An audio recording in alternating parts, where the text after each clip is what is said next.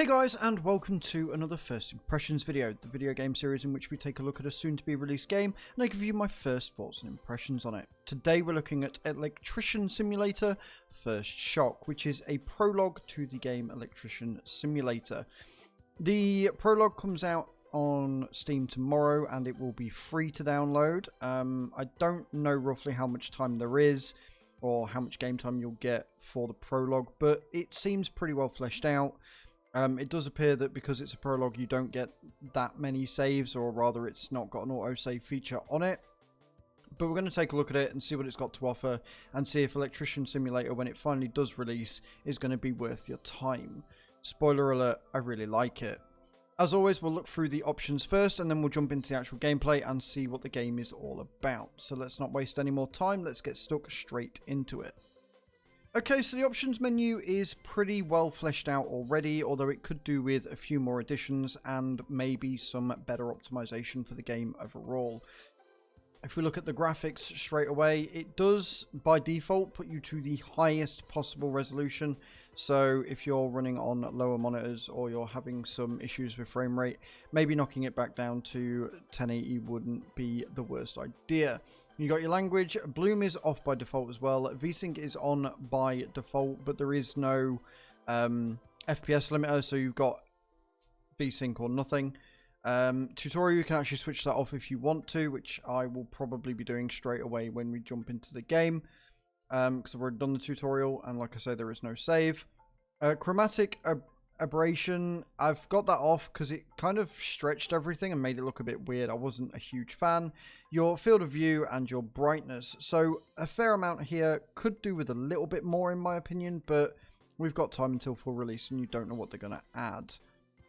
Your audio settings. Now, this is something I wish more games would do. By default, it's set at 25%. Instead of switching a game on and having it blow your ears out when you're wearing headphones, to see a game actually go down to 25% as default is really, really nice. You only have music and sound, but at least it's a step in the right direction. Your controls, they do look like they are rebindable, which is good.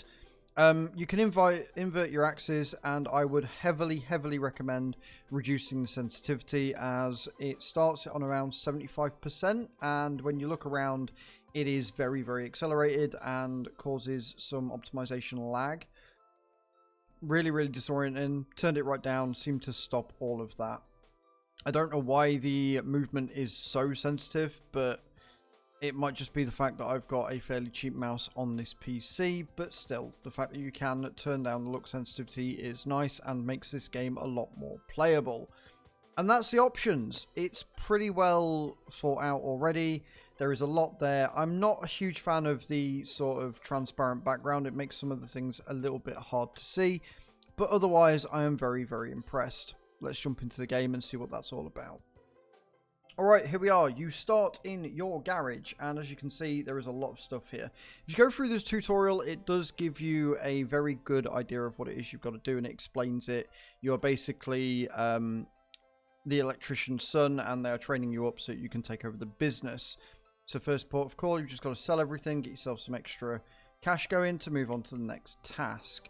Once you've done that, you will have some extra cash which you can use for buying materials that you will need for certain jobs, as well as some extra reputation, and it shows you about all that in the tutorial as well. I mean, I get it. I mean, it's not really needed. I don't quite know why they've gone down the route of you must sell everything in order to move on. It doesn't really make much sense because game logic, but it's a fun little activity. Now, the other thing the tutorial does is it shows you how to inspect, and it does that by showing you the password on the post-it note 3567. Now, interestingly, that password changes with each game, which I think is pretty cool. So you enter it there and you're in, and then you've got your list of tasks. Now, this is the first task. So, honestly, having the tutorial on or off doesn't really seem to make any difference. You've got to do exactly the same thing anyway. It just takes out a lot of the dialect. Honestly, you could probably get away with just not having the tutorial on, but it does give you some information, like how the fact that you've got to go to select suggested items in other words to purchase the things that you're going to need, namely a screwdriver. And then you accept the job, which I should have done already. There you go. Now, what's cool is that a lot of these simulation games I've played before require you to actually get in the car and move around. And unfortunately, a lot of the movement in those games isn't very good. With this, however, you just quick travel to the job you want to do. I really like that. I really like that because it shows that they just want the game to be about the electrician. You know, pointless driving from one place to another, especially if the controls are bad, and using a mouse and keyboard just takes away from the experience. So we've got to go to the fuse box.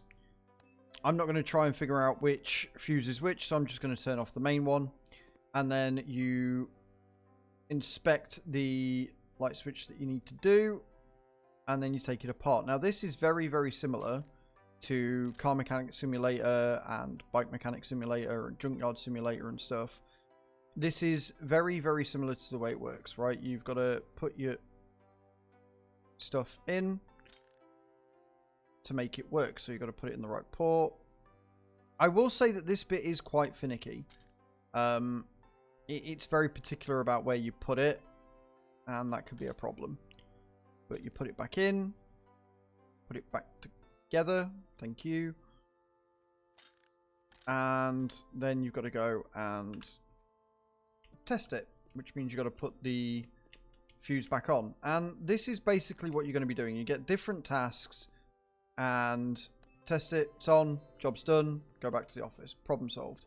And then you get more and more jobs, you get more and more money, you can then upgrade your office to make it better so you can do more complex jobs and stuff. And this is sort of what I want from a simulator. This is very much similar to Car Mechanic Simulator and Bike Mechanic Simulator, which I'm going to keep coming back to, and Junkyard Simulator. The better simulators, right? You've got other simulators out there that aren't quite as good. They're very simple in graphics terms. They are a lot more finicky than this in doing what you're trying to do. Whereas this is done very well. It's easy to understand and it's relaxing and fun. It's exactly what I want from a simulator of this type. So there you are, guys. Let me know in those comments down below what you think of this game, and if you're going to be trying the prologue, and if you're going to be waiting for the game to come out on full release later this year. Thank you very much for watching, and I shall see you all next time. Ciao.